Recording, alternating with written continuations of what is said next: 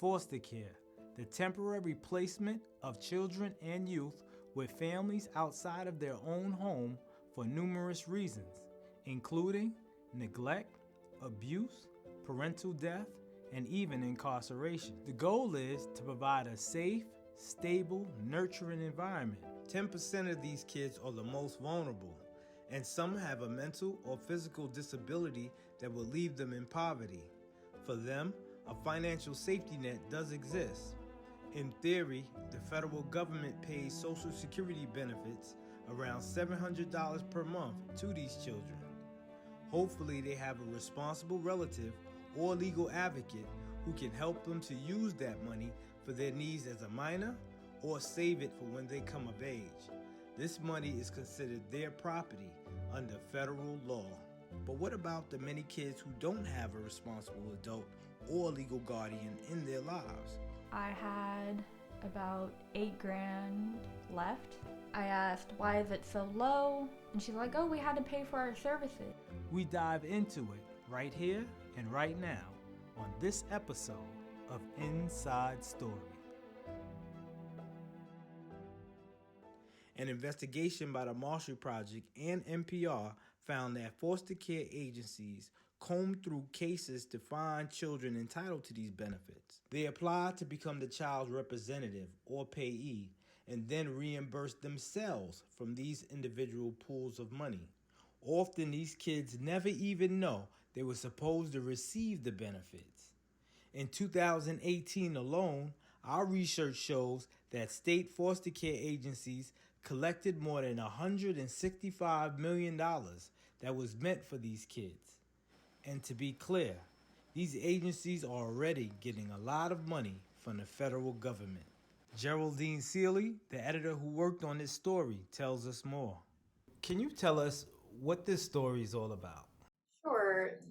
To me, this story is about how some of the most vulnerable people in our country, foster youth, who either have disabilities or have deceased parents, are being made to pay for public services that are owed to them under federal law, and that's their own care, most often without them having any idea. And when foster youth in this situation age out of the foster care system, because they didn't get these benefits that were owed to them, they end up in much more precarious positions, and it's much more difficult for them to create stable lives for themselves. At the age of 8, Mallory Mccluskey was sent to the foster care system. For years, funds intended for her were being taken by the state of Alaska. How did you find out that money was being taken from you? I went to an Facing Foster Care of Alaska retreat, and then we started talking about money, and then one of my friends came up and said, hey, did you know that OCS is basically taking your money? So do you feel like over the years you were getting the money that was owed to you? I wasn't able to start receiving the money until I was almost 19. I ended up finding out I couldn't access any of the money I had, which was close to $19,000. I found out that I'd have to go see somebody, a payee, to get my own money. In 2018, advocates across the country stepped in on behalf of foster children like Mallory to move the legal system to protect their funds. We sat down with Professor Daniel Hatcher from the University of Baltimore Law School. Has there been any legislation that came out to protect the funds of these children? Yes, not enough, but it begins to protect some of foster youth resources.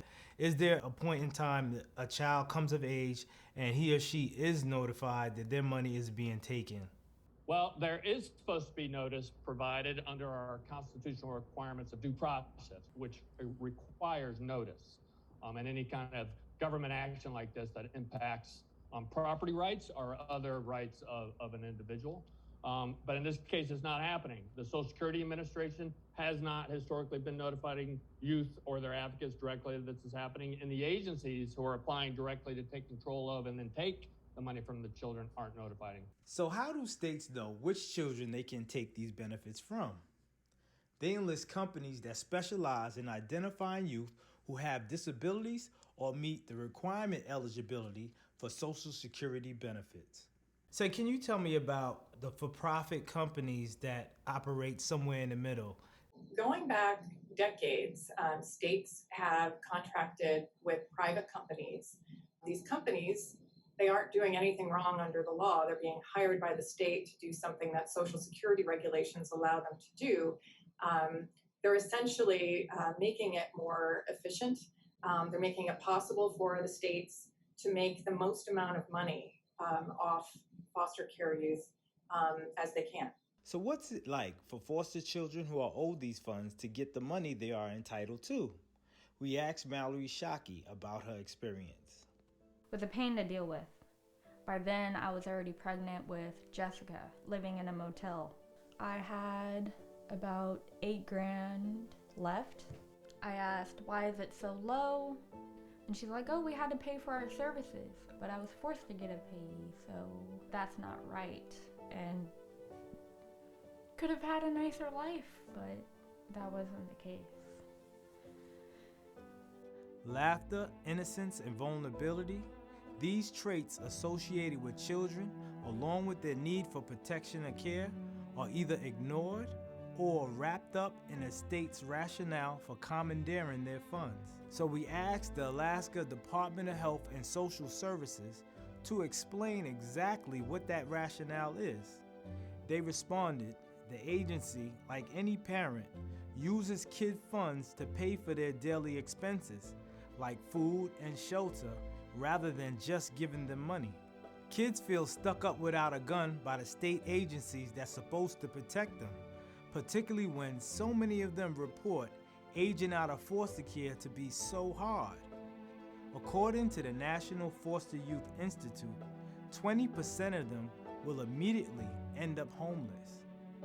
Nearly 60% of the males will be convicted of a crime, and 70% of the females become pregnant before age 21. So when quoting a wise person, I say to states, if you can help a child, and I mean truly help a child, you don't have to spend years repairing an adult.